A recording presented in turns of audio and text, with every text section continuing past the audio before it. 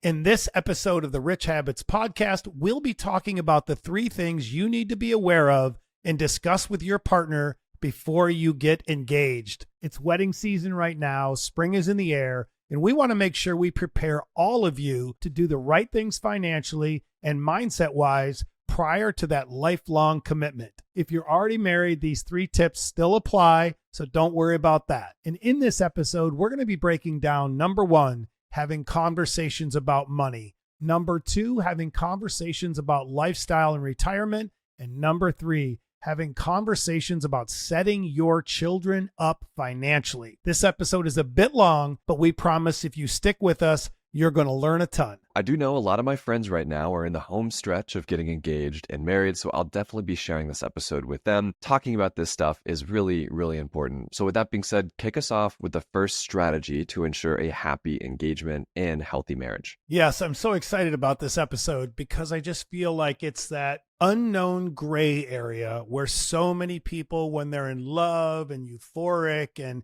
it's that first year or 2 of the relationship, you just never have that important conversation, and that is being on the same page about money. And what does that mean? Having the difficult conversations, whether it's around prior debts, credit scores, where you're at. And many times I feel this conversation doesn't come up until you're so far along into the relationship that it's kind of too late, where you didn't have those important conversations about your situation, their situation, and as far as what to do. Even myself, when I got married, we had the discussion, but things were never fully resolved. So I went into my marriage, my prior marriage, and she had student loan debt. She had consumer debt. She had all of these things. And essentially, when you get married, you become one. So you're taking on that responsibility with your spouse and your significant other.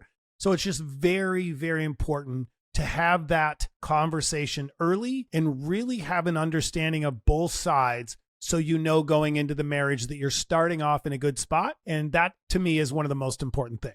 So I think, Robert, having the conversation about debt, if it's existing debt, maybe past debt you've been able to pay off, it just shares with that partner of yours, 1, who you are, 2, what you've done, and 3, who you want to become as a now married unit. Now, I also know a lot of people are heading into marriage with student loan debt, which is why I think it's really important for us to kind of dig a little bit deeper on some solutions for student loan repayment. Now, I'm not sure if you guys saw this or not, but Robert and I went to the White House last week to talk with the Biden-Harris administration about their plans on student loan repayment and potential forgiveness. And we learned more about what they dub the SAVE plan, SAVE. After doing a lot of research myself as someone who took out student loans and paid back my student loans, this is what I would call the most affordable income-driven student loan repayment plan. There are 2 components to think about with this plan. The first one being, think about it like this. If you're saddled with tens of thousands of dollars of student loan debt, for example, the average teacher right now has $56,000 of student loan debt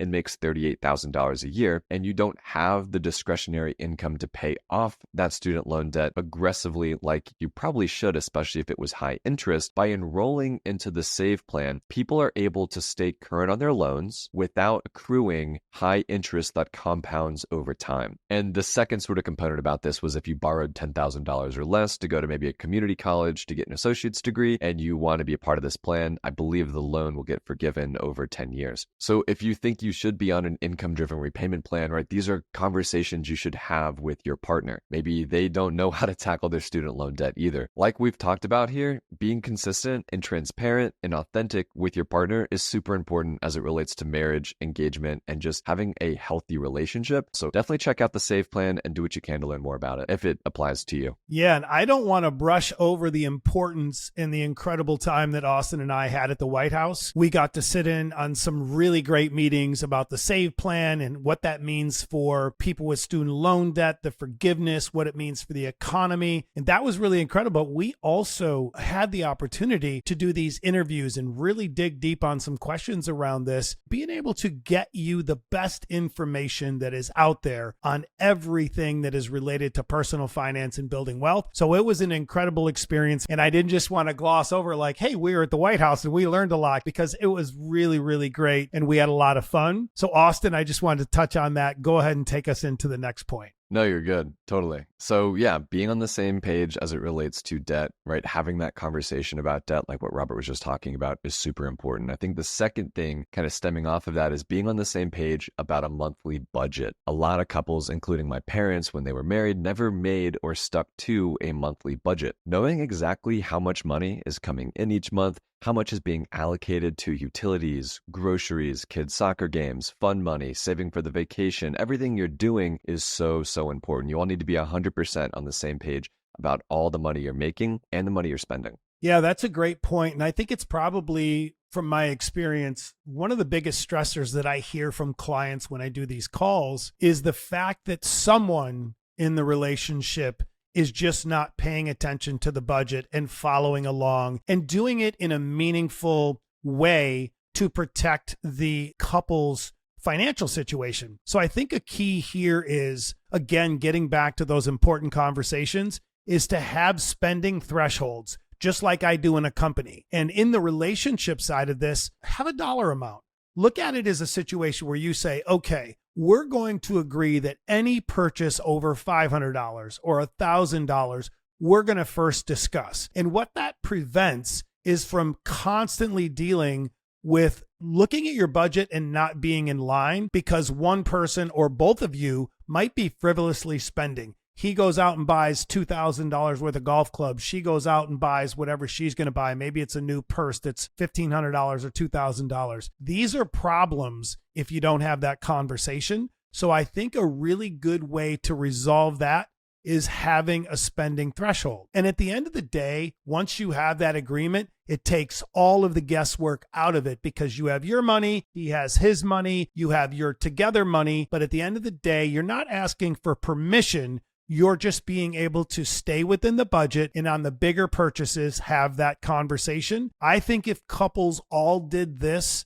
everyone would be much happier because you just don't want to be in a situation where you feel like either you're putting in all the work and they're spending all the money, or you have different goals for retirement and financial freedom. So I think it's very important to really discuss these spending thresholds. Speaking of retirement and financial freedom, that's going to be the third piece of this larger money conversation that we're having with our partners before or during marriage, right? Alignment on retirement investing. This one's really simple, but it's probably the most important because unless you all agree to prioritize your retirement investing, you're never actually going to do it. Robert and I encourage folks to invest 15 to maybe 25% of their take-home pay every single month. If you're doing that, you're going to be just fine. And then, and only then, once that is already allocated, invested, you guys are rocking and rolling, then you start saving for the vacation. Then you start saving for the new car. Then you start saving for the new house, right? Put the money aside first. Once it's aside and invested, then you can begin spending the discretionary income for the fun stuff. Once you guys are on the same page and aligned on that type of strategy for your retirement investing, things are going to get so much easier. Yeah, you hear Austin and I beating the dead horse when it comes to getting that first 100K invested. And this goes whether you're a single person, you're married, engaged, or whatever, is really understanding. And I deal with this on the front lines every day with all of the client calls I do and people that pay me to consult. Is so many people, and I see it daily, in their 40s, in their 50s, that they have lived with lifestyle creep for so long that they never get around to actually stopping the migration of lifestyle creep and saving for retirement. And you really have to understand, the sooner you do that and you allow compound interest to work in your favor, then the better off you're going to be later. So it's so, so important. So I want to take us into our next point that really, really ties into all of this and puts a bow on it, especially if you're already married, is understanding a living will versus a last will and testament. So many people get it mixed up and don't realize they're two totally different things. So I'm going to cover the living will since that would kind of come first. And what a living will basically means is you want to spell out what you want your medical care to be and what you're willing to do and the boundaries of it while you're still living. So that way your spouse knows exactly financially and medically what you expect and what you want to be done in that way. And then secondarily, and you can have both, is your last will and testament. And what that means is it spells out where your assets go and to whom and how that breakdown occurs, whether you have the wife, the kids, the family, or whatever. And so they're two different things, and you can have both of them concurrently. And I believe they're very important and should be discussed early on in the engagement or the marriage, because you never know when something could happen and you don't want to wait until it's too late. I had that with my father and I had that with my grandmother, where they didn't update their wills frequently enough, and then laws changed and things went awry when they did pass away. So just always make sure that you address these appropriately, especially as you're getting married or married and you're going into having kids. I think it's very important. All right, Robert. So we've just had our conversations about money, generally speaking. We've talked a little bit about debt. We've talked a little bit about budgeting, some spending thresholds, aligning on retirement and investing, and even what a living will might look like. What is going to be the second strategy toward a happy, healthy marriage? Yes, this one aligns very well with number one, but is still equally important. And that is being on the same page long term for your goals and your lifestyle. I think one of the biggest issues that really hurt people in their financial journeys, especially couples, is being aligned to make sure that you don't fall victim to lifestyle creep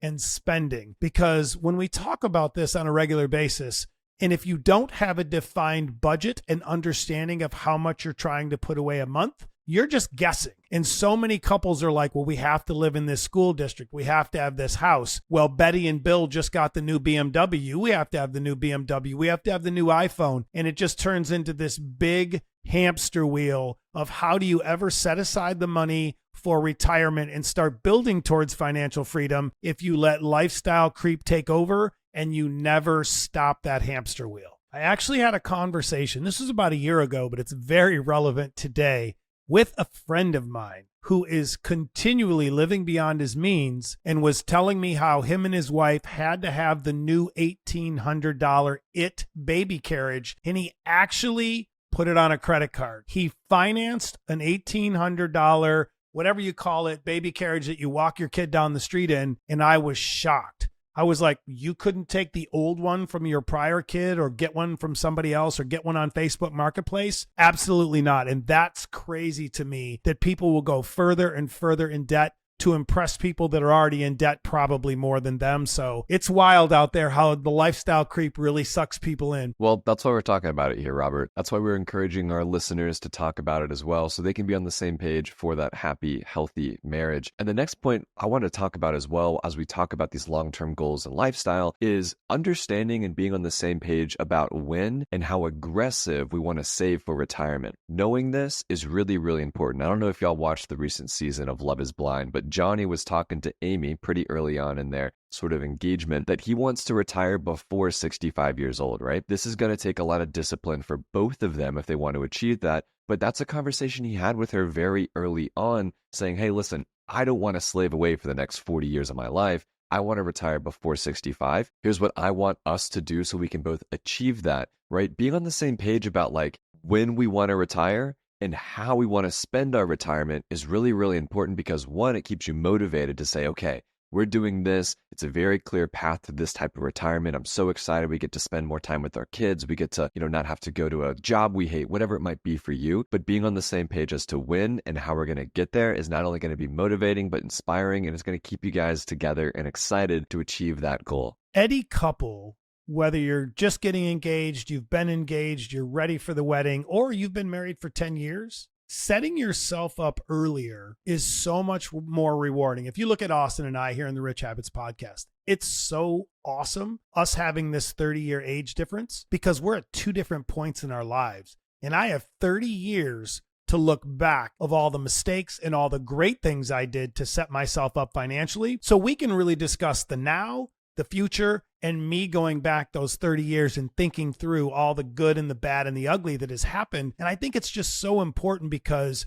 we talk about delayed gratification quite a bit. And delayed gratification does not mean when you're Austin's age, you don't have fun, you don't travel, you don't have nice things. But what it does mean is, from Austin's age to my age, is figuring out how to carve out enough money to make sure that you have a plan. If you have a plan and you stick to that plan, you can still have fun. You can still enjoy life along the way. But trust me, it's way better to set yourself up for the future and know that you're not going to be grinding away and be a Walmart greeter at 74 years old because you did the right things earlier in life.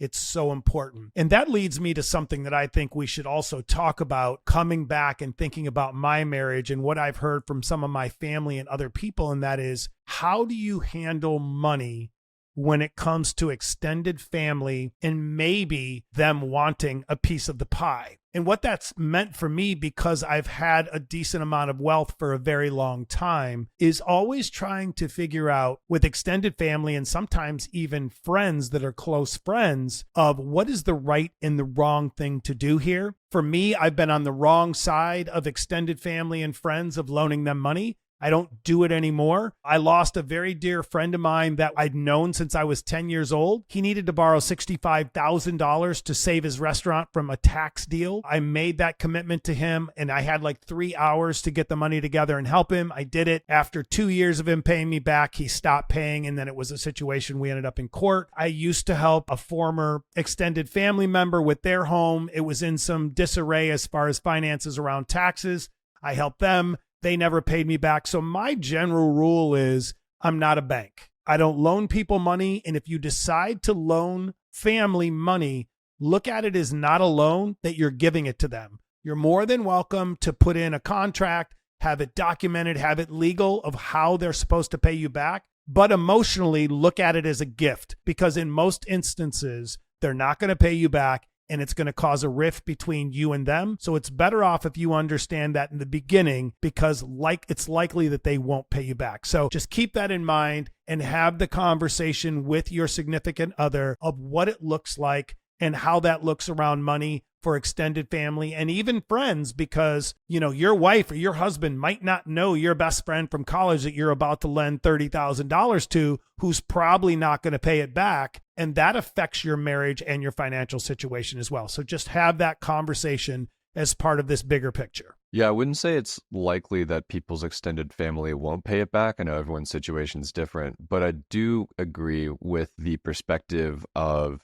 you should never loan anyone, even if it's your extended family, money, because the borrower is slave to the lender. And if that is your extended family, like your mother-in-law or your brother-in-law or whatever that might look like, and they want $20,000 and you loan them that money, Thanksgiving dinner is going to be really weird. You know, Easter is going to be really weird. Christmas has just got a different feeling to it. So I'm right there with you. I'm in the bucket of, if someone needs money, I am a generous person. I'd be more than happy to give them the money, but I'm not going to loan someone money. I've actually, you know, over the last couple of years, I've given my family a lot of money, and it's never a loan. It's always just like, here's the money. Here's what it looks like. I love you. I care for you, and I don't want any of it back. And so I totally agree. If you make that mental switch and being on the same page with your partner about how we get approached and how we think about money and giving money versus borrowing money versus family and money, just have that conversation, because to what Robert was saying, if you and your spouse are on completely different sides of the aisle here, where spouse does want to loan some money to someone, or, you know, whatever that might be, or you want to loan money, whatever it might be there, that's just going to cause a rift in the relationship, at least until something happens with this situation. Yeah, I love it. And this is great that we're covering these, because I feel like these are the dark hallows of these long hallways and closed doors that relationships just don't ever have this conversation.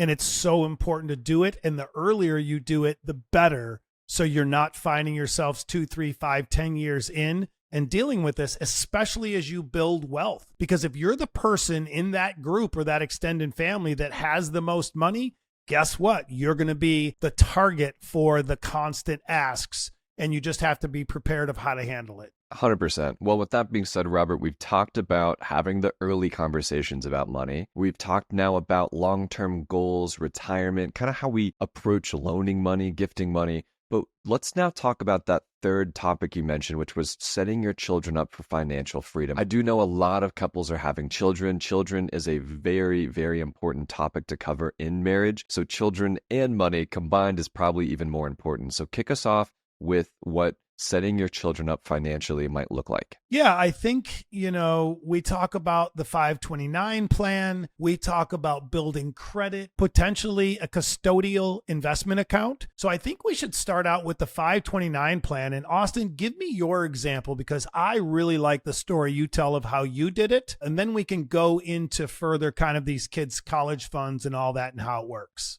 Yeah, so the 529 plan or 529 plan that people know it as is essentially a kids' college fund that is tax exempt if you spend the money on education. Now, the tax exempt side of the equation comes from it's not just a savings account, but it's an investment account. So me personally, I'm investing $150 a month toward a 529 plan for my nieces and nephews. And that $150 a month over the next 18 years will turn into, assuming the stock market continues to do what it normally does, about $90,000. And so the tax exempt side of that is, well, I'd argue about 70,000 of that 90,000 was compound interest, right? That was the sort of interest gained on the account because it's an investment. And I won't have to pay taxes on those profits, assuming I spend those profits on education. That could be tuition, room and board, books, whatever it might be. Now, for those of you saying, well, what if my kid doesn't want to go to college at 18 years old? Well, that's cool. You can actually roll over $35,000 of the 529 plan's balance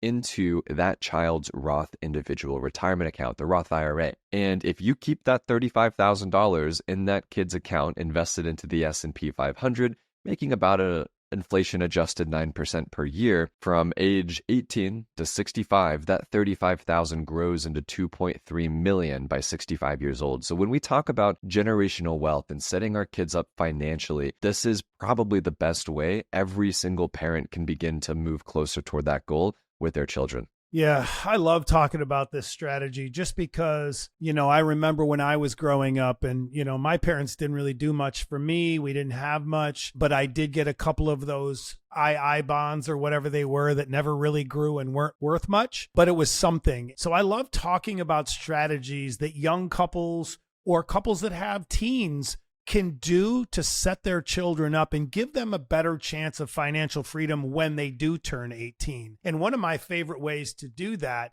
in helping them build credit at any age is making them authorized users on your credit cards. Most credit card companies, but not all, report this to the credit bureau. So make sure you check with your credit card suppliers, but adding them onto your credit cards as an authorized user, you can set them up so well financially because the day they turn 18 and they want to get that car or they want to get a motorcycle or go buy that van and travel the world, you don't have to be a cosigner because you've already built their credit up prior to them becoming 18 years old and going out on their own. I think this is such an incredible wealth building and leverage strategy to help them ahead of the curve, because I know for Austin and I, both of us, when we turned 18, we started with a guaranteed credit card because we had no established credit, and guaranteed credit cards are totally fine. But man, what a powerful tool. If you have kids,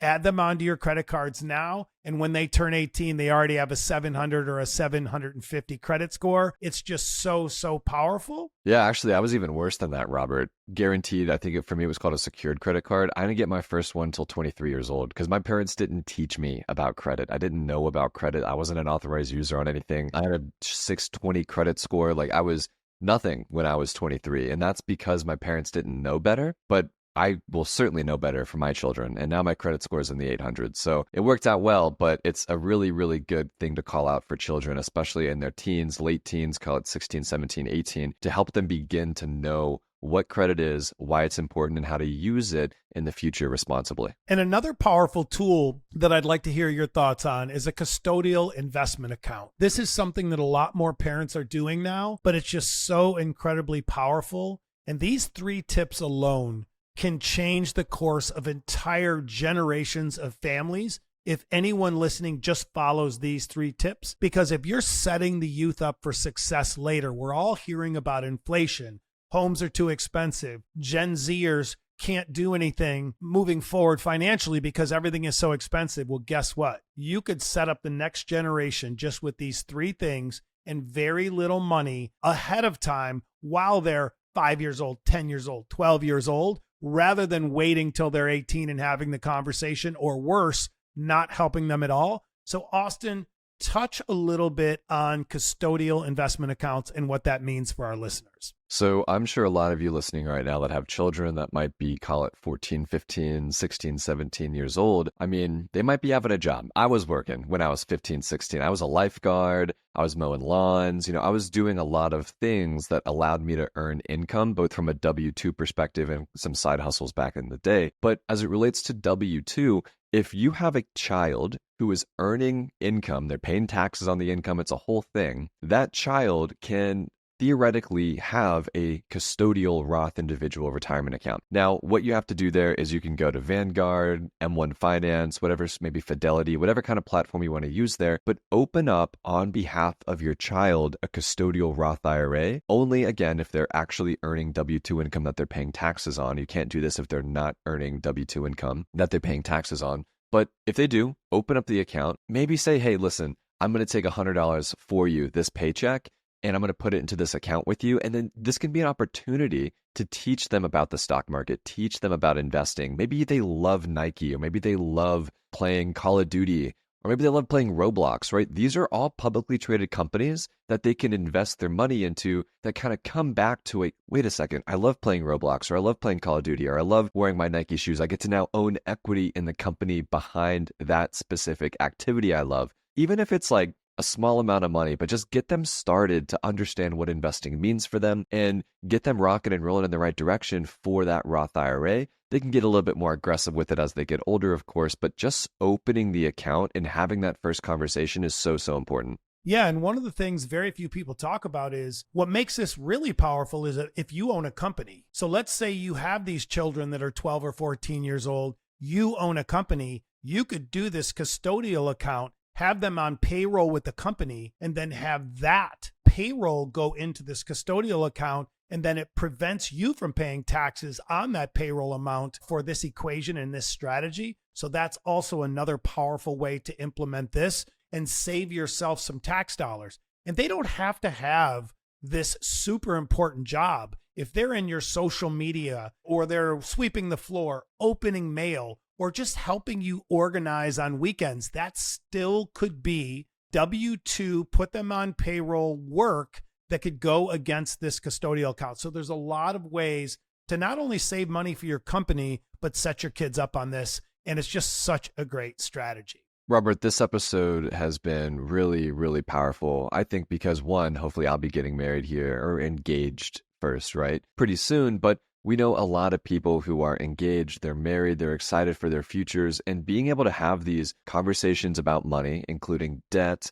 including retirement, including budgeting, having conversations about lifestyle and retirement, understanding where you want to go, how we're spending our money, how we're comparing ourselves or maybe not comparing ourselves to the Joneses. And then most importantly, having conversations about setting our children up financially is so important. It's only going to set up their entire relationships for success in the long run. So this episode, I think, was super, super impactful. And if you know someone who recently got engaged, maybe they're newlywed or something of that nature, maybe they're having some money issues in their existing marriage, send this episode to them. Let them know that you hear them, you care about them, and you're excited for their financial future. With that being said, Robert, before we jump into everyone's favorite section of the podcast, question and answer, let's take a moment to hear from this episode's sponsor. Yes, this episode of the Rich Habits Podcast is brought to you by Neos Investments. Neos offers ETFs that aim to offer monthly income while providing core portfolio exposure across equities, fixed income, and cash alternatives like T-bills.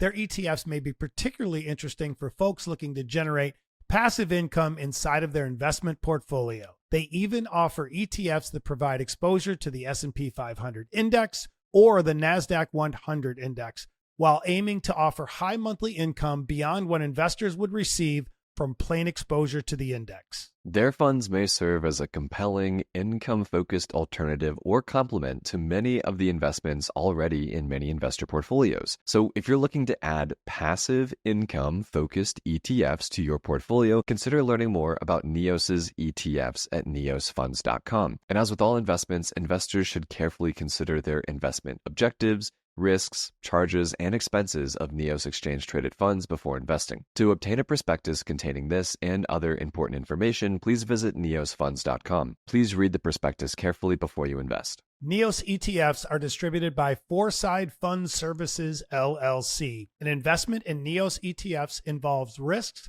including possible loss of principal. The equity securities purchased by the funds may involve large price swings and potential for loss. A fund's income may decline when yields fall, and fixed income securities will decline in value because of an increase in interest rates. Everyone, go check out SPYI, QQQI, CSHI, BNDI. I mean, these are the coolest, most passive income-focused, tax-efficient ETFs on the market right now. Robert and I are going to be hosting another episode with the NEOS Funds guys here pretty soon. So if you have any questions that you'd like us to ask them, there's actually going to be a text box on Spotify below this episode. Click that text box and ask us a question about investing, ETFs, tax efficiency, passive income, whatever you want to know, and we will ask that question to them on that episode. So be sure to click below and check that one out. Now, Robert, our first question for this episode comes from Ben L. Ben says, I really enjoy your show. With all the great information you provide, I'm still perplexed on what the next step in my investment progression should be. I'm 49 years old, I live in Oklahoma City, and I have 2 rental properties. One rental property is just outside of Austin, Texas. It's totally paid off and worth about $350,000. It's currently cash flowing $1,700 a month. We also have one in Charlotte, North Carolina. We owe about $62,000 on that one, and it's worth about $250,000. That one cash flows out about $600 a month. And then, of course, we have a primary residence with about $200,000 of equity in it. So I have some quote-unquote dead money, and I'm honestly not quite sure what to do. I've toyed around with the idea of getting a HELOC, but I don't know if the financial climate right now with high interest rates is right for me. Also, do I use the HELOC to take out a conventional loan in another rental, or use it to buy one in cash? My family also enjoys going to the lake, so I've thought about investing into a lake property that we could use and then rent it out as well, but I just don't know where to start. I'm kind of analysis paralysis at the moment, so if you have an idea for how I can get my equity to work for me, I'm all ears. Any guidance is much appreciated. Ben, I love this question, and I love that you've provided so much specificity to help us really dig in and give a great answer. So we're going to have a little fun with this one. Yes, you have a ton of equity built into these properties. I love the HELOC idea, but here's what I would do. I would combine everything that you just discussed. I would probably use the HELOC. I would find that lake house somewhere where you enjoy, somewhere that you're familiar with and you visited over the years, and I would buy it because lakefront properties, they're not making any more of them, and they generally have a higher appreciation rate than just a traditional home in a traditional neighborhood. So what that does is it gives you a really, really potentially profitable rental added to your portfolio, but then it gives you a place that you can have meaningful fun over the years and the decades with your family. So I love that strategy.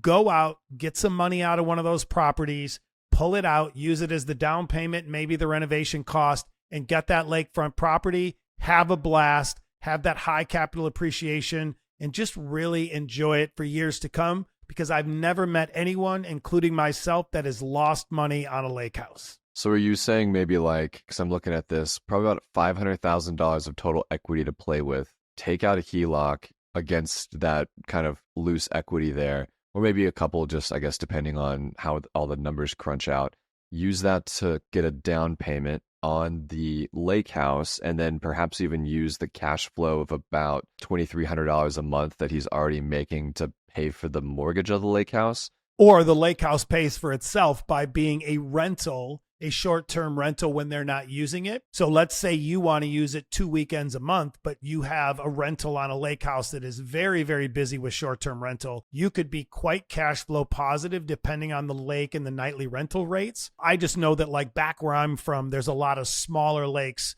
around Michigan where you can buy a really nice lakefront house, let's say for $300,000-$400,000, sometimes less, put $50,000 into it and have a really great appreciating cash flowing rental property, but that you get to enjoy as well. So yes, that is exactly what I'm saying I would do in Ben's situation. Very cool. Very cool. I like that. Also, Ben, I think something to consider, and really, you live in Oklahoma City and you've got two rental properties that aren't in your city. So if things go wrong, I'm curious how the property manager, how you guys kind of go about that. If you do, though, want to continue making passive income with this $300,000 that you've got in a totally paid off house now in, I think you said Austin, Texas, you could sell it.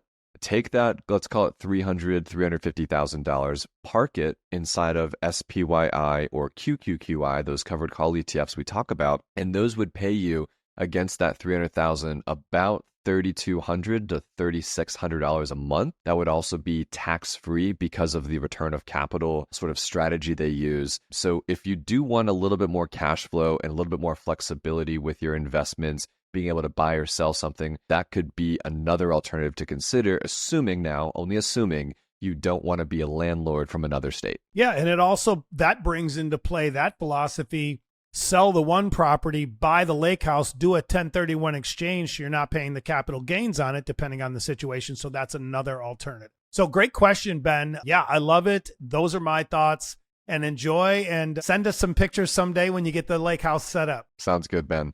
Our next question comes from Ryan K. Ryan says, I'm a public school teacher in the great state of Wisconsin. I'm 37 years old and I've been contributing to my pension now since I was 24 years old. My wife is also a public school teacher in the great state of Wisconsin. And since listening to your podcast, we've begun contributing $150 every month to our Roth IRAs, and we're investing it into the index funds you all talk about. So here's my question. Despite the fact that we're already doing our pensions, should we still keep investing into the Roth IRAs? How do they sort of fit into the equation here? All right, Ryan, the reason why Robert and I always encourage people to be investing toward the Roth IRAs is because they have autonomy over that investment. Your pension, unless you've got some crazy pension that I've never heard of, I don't think you're able to choose the specific stocks and ETFs that money is invested into. I think it's kind of just pooled together in a large fund with a bunch of other people, and they use that to just generate income any which way they want. So the reason why, again, is because we're able to have autonomy. I can choose to invest into QQQ, VGT,